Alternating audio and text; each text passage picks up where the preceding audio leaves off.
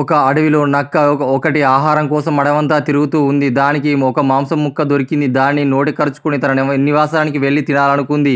మార్గమధ్యంలో ఇంకో మాంసం ముక్క దొరికింది. దానిని కూడా నోట కరుచుకొని సంతోషంగా పరుగులు తీస్తూ ఉంది. మార్గమధ్యంలో మరొక మాంసం ముక్క దొరికింది. దాన్ని నోట కరుచుకొని సంతృప్తి చెందక ఇంకా అడవిలో ఏమైనా ఆహారం దొరుకుతుందేమో అని అడవంతా తిరగడం ఆరంభించింది. నక్క చివరకు ఒక సరస్సుల అవతలి తీరాన ఒక జంతువు చచ్చి పడి ఉంది. దాన్ని కూడా తినాలని ఆశ కలిగింది.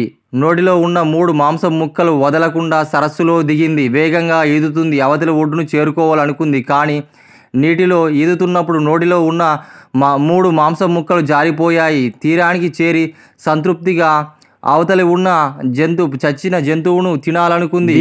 కానీ నక్కకు ఒక ఆలోచన వచ్చింది. దానిని ఎప్పుడైనా తినవచ్చు అనుకొని అత్యాశతో నీటిలో జారిన మాంసము ముక్కల కోసం సరస్సులో దిగి ఈదుకుంటూ వాటిని వెతకడం ప్రారంభించింది. ఆ సమయంలో ఆ సరస్సులో నున్న మొసలి ఆహారం కోసం సరస్సంతా తిరుగుతూ ఉంది. ఈదుతున్న నక్కను పట్టి సునాయాసంగా మింగివేసింది. నీతి ఉన్నదానితో సంతృప్తి చెందక అత్యాశకు పోతే అసూల పాలవుతారు.